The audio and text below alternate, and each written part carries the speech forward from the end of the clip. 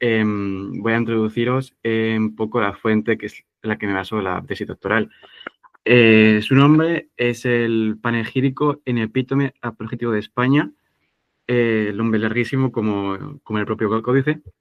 Es una fuente anónima todavía inédita que se encuentra en el Lázaro Galeno de Madrid. Fue escrita en el año 32-74, en plena época de Olivares, en plena guerra de los 30 años, poco después de la guerra de Mantua, o sea, una época llena de guerra de plumas, justo antes de la guerra de plumas contra Francia y también del conflicto en sí contra Luis XIII. Es una respuesta sistemática a todo tipo de ataques extranjeros contra la monarquía hispánica, lo que de forma popular se conoce como leyenda negra, ¿no? Trata todo tipo de temas, como la veremos, y es una defensa de la historia, de la reputación y de estatuto de la monarquía hispánica en esta época tan conflictiva, ¿no? A nivel de imagen y de cultura. Mi intención es explicar, en este caso particular, un poco cómo era la imagen transalpina de la monarquía hispánica en el sentido de cómo quería ser vista, respetada en Italia, cómo quería que el resto la viese, digamos, sobre todo el resto de príncipes italianos que no eran a ella afines, como por ejemplo Venecia o Roma, ¿no? También cómo los Habsburgos siempre fueron vistos como un enemigo en Italia, algo que se mantuvo hasta el Risorgimento, ¿no? En el siglo XIX. De su lectura, es un códice de 1000 páginas con un montón de citaciones y textos de otros libros que él copia y que traduce del latín, el italiano. Es un borrador porque cuenta con cambios de paginación, con muchas tachaduras y también al mismo tiempo dice que quería ser leído el libro, ¿no? Lo que denota una intención de divulgación, solo que por motivos, yo pienso, políticos, no se pudo llevar a cabo imprimir, porque, como diréis, era muy fuerte contra Italia, contra Venecia en sus críticas. Por tanto, en un contexto en el que Venecia no podía ser amiga de la monarquía hispánica, no se podía publicar, aunque el hecho de que no se publicase no implica que no se difundiese, porque en la época los textos manuscritos también se difundían, como luego veremos en este caso del códice. En cuanto a los temas, como he dicho antes, hay todo tipo de temas, ¿no? De historia, religión, moral, temas jurídicos, con la intención de pintar a la monarquía hispánica como la gran potencia católica del mundo, el sostén de la Iglesia, en una época muy complicada por la poca implicación de Octavo en la guerra de los 30 años, cosa que también toca, y también le critica de forma más velada que Venecia, pero deja también alguna que otra amenaza. Por ejemplo, cuando habla del saco de Roma y justo después habla de Ron VIII. En cuanto a las fuentes, hay todo tipo de fuentes, por ejemplo, históricas, jurídicas, teológicas, también la Biblia está en todo el texto, y también del Padre de la Iglesia desde San Jerónimo, San Agustín, etc. También la cosa es que aunque usen muchísimas fuentes, son cientos de libros, muchos de ellos se pueden usar en cualquier tipo de libro de guerra de plumas. De la época, que hubo un montón, ¿no? Contra Francia, contra Portugal, más adelante. Pero también es interesante saber que el panegírico también usa fuentes primarias, entre comillas, porque cita ejemplos en Roma que corrían contra los Habsburgo, por ejemplo. Dice que en Roma había escritos que defendían que el PAN no estuviese en la guerra europea, porque era una guerra únicamente contra los Habsburgo, no una guerra religiosa, ¿no? Justo en este momento de tanta ebullición contra el Papa, como luego veremos. Y también habla de descripciones en Roma, como luego diremos, tanto se basan en fuentes secundarias típicas, ¿no? Libros de todos los tiempos, y luego también fuentes que él ve y que él observa, también cartas, se basa también en reacciones de, bueno, Octavo contra él, también de cartas más antiguas, de archivo, así que es un conjunto documental muy rico. Y bueno, el principal objetivo del texto es Venecia, su gran enemiga, digamos, porque hay todo tipo de insultos hacia los venecianos y sobre todo a Castellani, a Giacomo Castellani, que será el autor al que responda Quevedo En el 17 y 18, pues el asunto del duque de Osuna en Venecia, como luego comentaremos, y esa famosa guerra de plumas entre ambos, que él copia el texto de Castellani y lo responde después, también copia el texto de Quevedo contra el mismo, y será su gran diana, también Boccalini, a quien confunde con Castellani a veces. Así que él responde a todo tipo de autores italianos como estos dos, Tassoni, por supuesto Sarpi, que es la gran pluma de Venecia en esta época, Micancio, que será su sucesor. Por tanto, él responde a todos los grandes autores italianos anti-españoles, entre comillas. Soy el autor, no sé el nombre todavía, llevo ya un tiempo detrás suya, pero bueno, es cuestión de seguir insistiendo. Hay pocos datos sobre él, pero menciona que presenció en Nápoles el traspaso de poder entre el duque de Alcalá y el conde de Monterrey en el 31, así que es posible que estuviese vinculado con este rey. Además, él incluye o dice que en el año 32 estuvo en el hospicio Agustín Descalzo de San Ildefonso de Roma escribiendo la obra. Tacha luego esta confesión, a lo mejor un poco arrepentido, pero la cuestión es que en este hospicio solo están los españoles, Agustín Descalzo españoles que estaban en Roma en ese momento. La cuestión es saber si el autor estuvo ahí un tiempo largo o corto. De todas formas, estuve en diciembre en el archivo de esta orden y no encontré un registro de, digamos, de habitantes del hospicio, pero bueno, sí, es claro que estuvo ahí por la pinta y además es también Monterrey y su esposa, Leonor Guzmán, fueron mecenas, entre comillas, de este hospicio romano que estaba cerca de lo que es la pista del Popolo y luego ambos están entrados en el convento agustino de Salamanca, ¿no? Por tanto, era una orden vinculada con la pareja virreinal y también estuvieron vinculados con un Agustino Descalzo famoso en su momento, Juan de Magdalena, que era un famoso asceta, Agustino Descalzo. Por lo tanto, no se debe pensar que el autor podía estar vinculado a esta orden española.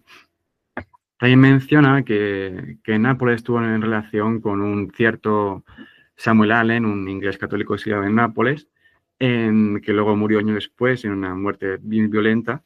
Y el caso es que este Allen, dice el panegirista, que escribió una relación de las riquezas y rentas del arzobispado de Toledo, que luego le pasa, y de hecho transcribe en el panegírico, y también un escrito contra Boccalini que no he encontrado todavía. Así que estaría muy bien saber cómo un inglés católico escribía contra Boccalini en defensa de la monarquía, ¿no? Me parecería bastante interesante. Y luego él también menciona o deja entrever que había estado en Roma desde el año 27 y hace una relación de iglesias romanas con dotación española y capillas, iglesias, basílicas, y un poco afán anticuario y también un poco para reivindicar el papel español en Roma y de la piedad de los españoles, su riqueza, ¿no? Etcétera. Aunque no he encontrado autor, sí he encontrado un nombre relacionado con el panegírico, un posesor. Es Josep de Fonsalida, Rueda y Luna, que es un ex libris que hay en la portada del panegírico. No pudo ser el autor original del texto en los años 30, pero sí el posible que añadiese una mención a Sor Juanita de la Cruz que hay dentro del texto, donde se menciona a esta escritora en medio de grandes españolas como Santa Teresa de Jesús o Luisa Sigea. Menciona que está escrita en los 80 del siglo XVII, pero no puede ser el autor, como he dicho antes, con mucho el posesor, ¿no? O el que añade esta frase, porque además se han encontrado libros suyos de salida en los 90, 80 del siglo XVII, por lo tanto no puede ser el autor original del texto. Y de hecho, ante sus libros se sacan crónicas sobre un incunable sobre la destrucción de Troya y una novela que está en el proyecto de la Universidad de Valladolid, El Persiles y Sigismunda de Cervantes. Por lo tanto, es muy curioso ver cómo se formó esta biblioteca, este personaje. He encontrado unos 15 libros de este hombre, no sé muy bien cuándo murió, ni imagino que iría a caballo del siglo XVII y XVIII, pero no sé muy bien cuándo murió ni dónde. pero sería malísimo encontrarle para saber si hay un testamento o un inventario de bienes. De todas formas, sé, por lo que he leído en bibliografía, que este panegírico estuvo en el convento descalzo carmelita de Toledo en el siglo XVIII, según un inventario de la época.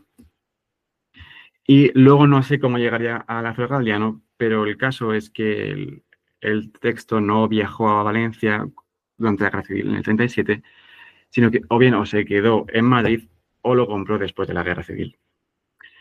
Así que me queda un siglo, digamos, de espacio para saber qué pasó con el panegírico en ese momento. También últimamente he estudiado la filigrana del papel, del texto del códice, está aquí detrás, y es una paloma sobre tres montañitas que se repite en todo el códice, por lo tanto indicaría que se escribió solamente el mismo autor siempre y en el mismo periodo, años 30, 32, 34 del 17. Y por lo que otras documentos que hay de esta época en este papel, sería solamente escrito en Italia y solamente en Roma porque hay un montón de documentos romanos con esta filigrana. Además, también aparece la filigrana de la paloma en las cartas de la embajada española en Roma en esta época, entre el conde de Monterrey y el nuevo embajador romano, Marqués de Rodrigo, ¿no? Por lo tanto, seguramente estuviese escrito en Roma o mínimo en Nápoles, Italia. Por lo tanto, es un paso más para vincularlo el texto con el contexto romano. Volviendo a Venecia, en el códice aparecen siempre como enemigos de los Habsburgo de forma obsesiva. Hay todo tipo de insultos, críticas a su historia, su moral, su sistema político, su religión, sobre todo hacia su moral, si los compara con Sodoma y Gomorra, porque debían siempre ser castigados por Dios una vez por todas, ¿no?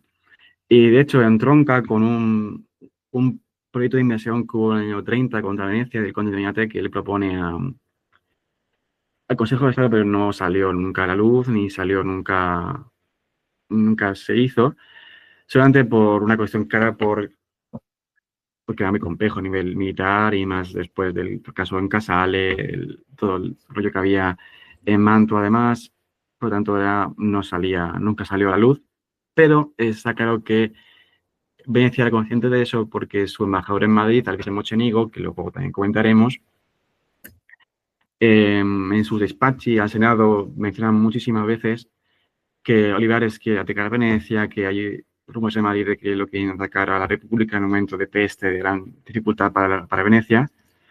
Y hay varias cartas suyas donde se menciona que la monarquía piensa por fin atacar de forma directa el lago de Garda, por ejemplo, incluso con correspondencia con Saboya, con el Imperio, con Toscana. Por lo tanto, Venecia estaba muy, digamos, temerosa de este posible ataque.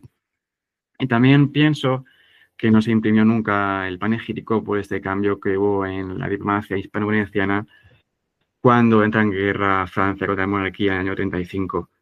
Y el conde de la Roca, el embajador en Venecia en esta época, siempre intentó buscar la alianza veneciana, si bien al mismo tiempo proponía a la monarquía algún que otro proyecto antiveneciano, pero el caso es que consiguió que al menos Venecia nunca fuese aliada de Francia y así que se mantuvo neutral. Por lo tanto, pienso que el panegírico, un texto tan duro contra la República, no se podía imprimir si se quería que siguiese siendo aliada o al menos neutral, ¿no? Y ahora pasando a lo que es la nobleza en sí.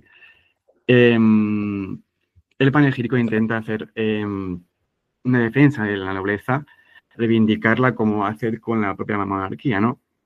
Hay muchos ejemplos de cómo se defienden a los nobles. También tiene que ver por los ataques que hay contra ellos, sobre todo de Boccalini, Castellani, sobre todo el primero, y son una muestra de que cómo circulan las obras en esta época de forma manuscrita, impresa, y cómo se responden, que es un signo de que la monarquía se preocupaba por su reputación y su imagen en Italia, y más en un momento tan complejo a nivel militar. El origen de esos escritos solía ser Venecia, Francia y Saboya, y siempre vinculado con el contexto político, ¿no? En el caso de Venecia siempre vienen obras, por ejemplo, de las casas, y se publica Boccalini en momentos de gran tensión, en el 13, que es la guerra de Monferrato, 17, con el conflicto con Osuna, 18, conjura de Vezmar, 29-6, ya ven casi la guerra de Mantilina, 28, guerra de Mantua, por lo tanto, siempre salían estos escritos en un momento de gran tensión diplomática y militar. Y hecho en Francia, en el 35, justo antes de la guerra famosa, se imprime el famoso discurso de Bucalini contra la monarquía hispánica y se le ensalza como mártir contra la monarquía hispánica porque en ese momento había rumores de que había sido asesinado por los españoles, ¿no? Y también pues, Saboya, pues las famosas críticas Sony cuando la guerra de Monferrato.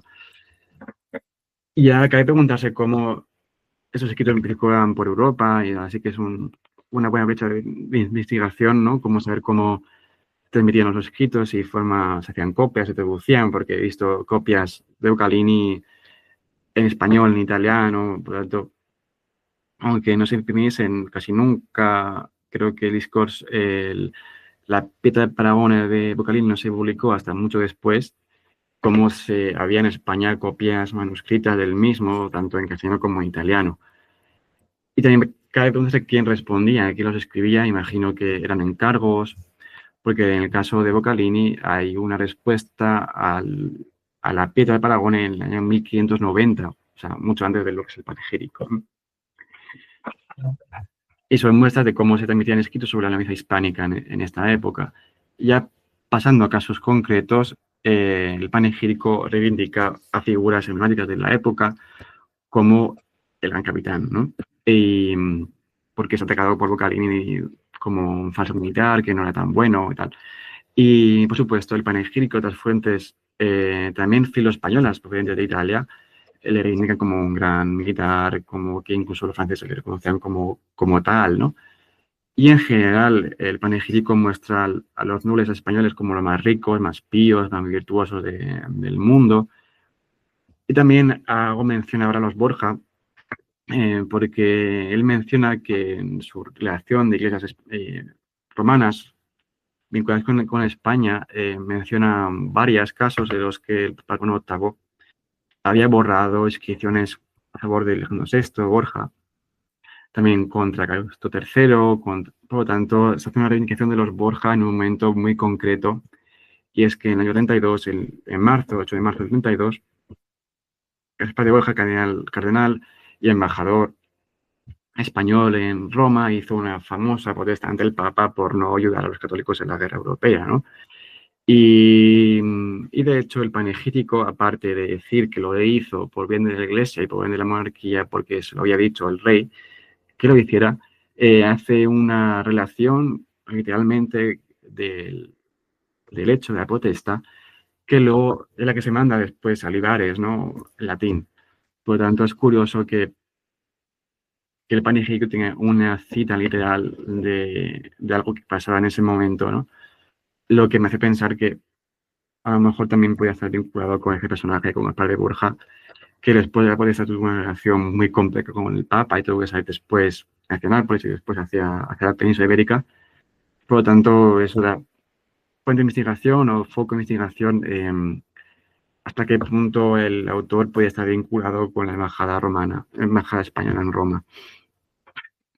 Y además también defiende un poco de Borja, que tenían esa propia leyenda negra, entre comillas, ¿no?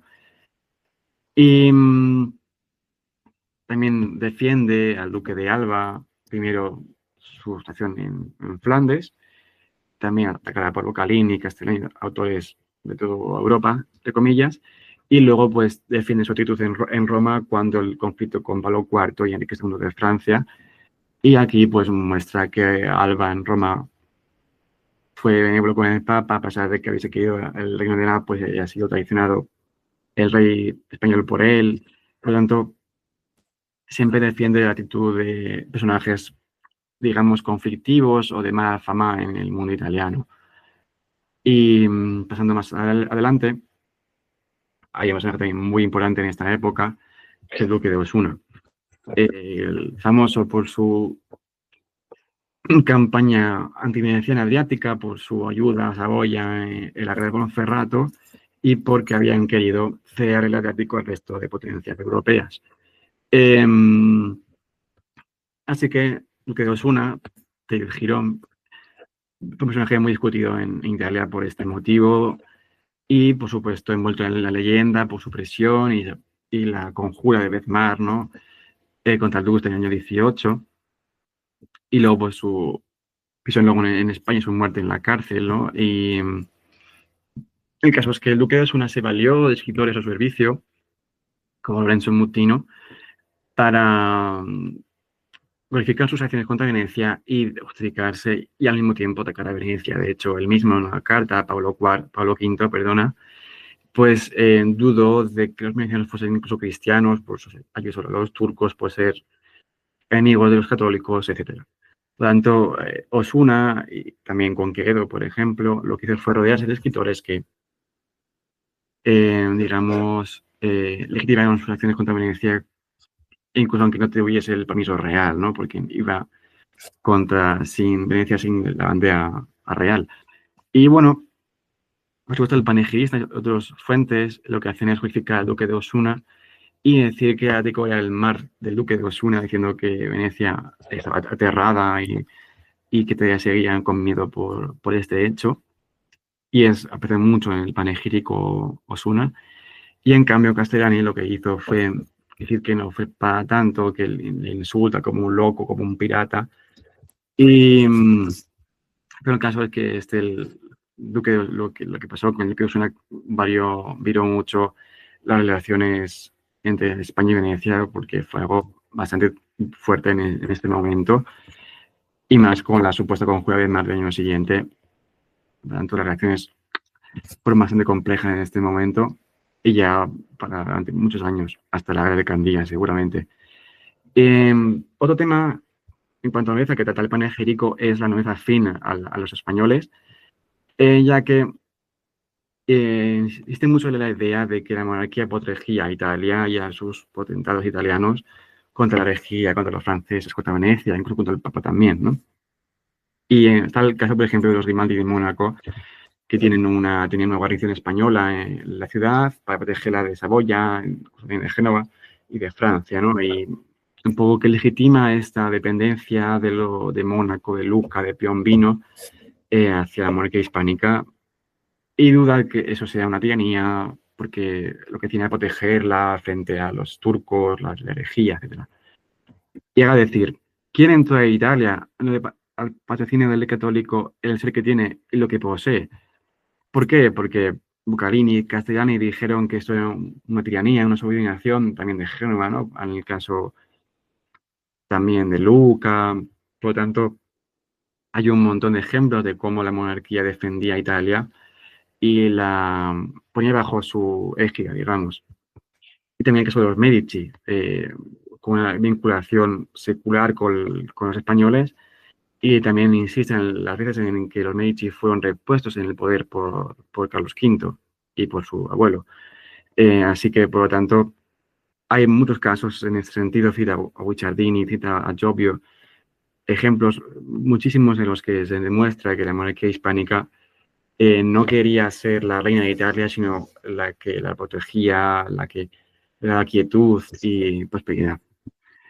Pero el caso es que quiere pintar al rey Fede IV como un rey más de Italia, un príncipe más de Italia, el que mejor trata a sus súbditos, el más rico, también sus virreyes, ¿no? Que dice que llegan ya ricos a Italia.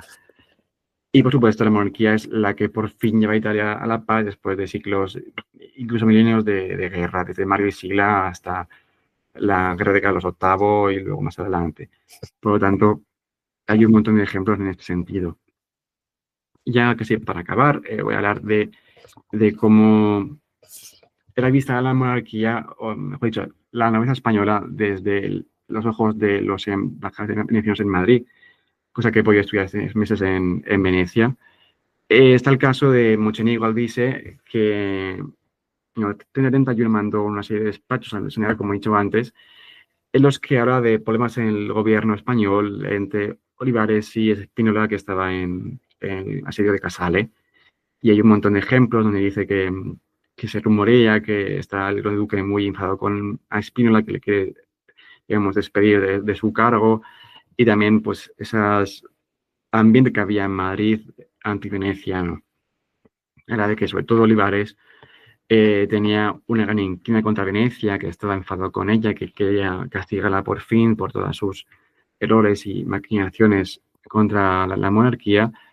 Y él habla muy mal de Olivares, y porque era alguien ambicioso y maquinador.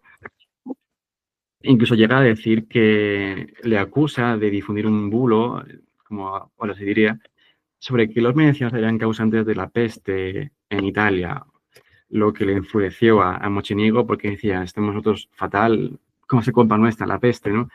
Que está destruyendo su economía y también la de Milán, ¿no? En los 30, justo en estos años. Por tanto, él siempre tuvo una visión muy mala también de Madrid, de cómo vivía en Madrid, incluso llega a hablar de que tuvo un ataque bajo su casa a su guardia personal, y habla de un ambiente muy hostil a la Venecia en Alcázar también, de los propios nobles. Aunque sí que dice que tuvo una relación con el conde de la Puebla, que también era criatura de Olivares, entre comillas, y dice que hablaba mucho con él sobre qué decía consejos sobre ese tema, sobre el otro. Por lo tanto, ahí con él sí que tiene una relación mejor, digamos, que con el resto de grandes nobles con los que no se fía un pelo, sobre todo del marido. Tampoco se fiaba nada de Conde de Roca, que ha sido elegido como nuevo embajador en Venecia, y dice de él, que en ese momento estaba todavía en Saboya, en su embajada, dice del Conde de Roca que era alguien insidioso, que sus escritos eran llenos de mentiras e insidias y que no se hacía nada de él. Y ya decía al Senado en el 31, que no era un buen embajador para Venecia y que había sido elegido por eso, por Olivares, para la embajada, porque era alguien contrario a la República. Siempre muy negativo, ¿no? Hacia las grandes nobles españoles. Y luego sucesor, Corner, del que no sé mucho en cuanto a sus despachos, porque durante años no se pueden ver sus despachos. O sea, imagino que por cuestiones de preservación no se pueden ver en Venecia ni en el archivo de Estado. Y él habla también de esta intervención de Olivares, de este ambiente casi antiveneciano que había en el Alcázar, aunque ya reduce un poco sus palabras respecto a Mocenigo, es más comedido. Y bueno, sí que teman todavía que la monarquía ataque Venecia, pero menos también por la parte que era asco y el miedo a una invasión francesa como pasaría 3 años después. Y bueno, el Corner lo que hace es intentar granjearse el apoyo o buena relación con Benavides, que era el antecesor de Conde de la Roca en Venecia. Y a su vuelta a Madrid, Corner lo que hace es hablar con su madre, Ana de Mendoza, y su mujer, Leonor Nelly, que es una embajadriz también. Y bueno, lo que hace es intentar granjear su apoyo y un poco acercar posturas con Benavides, aunque él, el Cristóbal de Benavides, no quiso porque no quería ser visto como veneciano, ni tampoco hubo también problemas respecto al protocolo, por lo tanto no fue una relación tampoco fácil, solo que por lástima no pude ver los despachos del 32 hasta el 35 por cuestiones de conservación. Una pena porque justo son los años del panegírico, ¿no? Pero bueno, sí que me pusieron una idea clara de cómo era esa relación con Venecia, que el punto de inflexión fue el año 30, además de mayor tensión, posible ataque español, también imperial, hacia una especie de apaciguamiento y ya búsqueda de alianza cuando la entrada en Francia de la guerra de 30 años. Y ya para concluir, es decir, que es una muestra al panegírico y otras fuentes de la gran importancia que la monarquía daba a su imagen, y más en una época tan complicada, donde estaba tan discutida en todos los frentes, en Holanda, en Alemania, en Italia, en Francia. Por lo tanto, hay un interés muy claro por defenderse contra otros con sus armas, ¿no? Con insultos, con argumentos más o menos verídicos. Y también se hace una defensa de la riqueza de la nobleza que se ve en las exequias, en las misas, en sus palacios, en las iglesias que construyen con su dinero. Y por supuesto también se defienden a estos virreyes también por la marca que tenían en Bucalini o en Castellani de nos están robando, son ambiciosos, nos quitan nuestra sangre y nuestros tributos para guerras extranjeras, y defiende que ellos llegaron ya ricos a Italia, que no van a Italia a enriquecerse. También defiende esta leyenda negra de los Borja como, digamos, como corruptos, ¿no? Lujuriosos, Alba como alguien cruel y tirano, y Osuna como un loco pirata que había atacado la libertad veneciana, ¿no? Y todo este tipo de colonias italianas, y para pintar a la monarquía como protectora de Italia y sus nobles como más ricos, píos del mundo. Y ya estaría, así que gracias por su atención.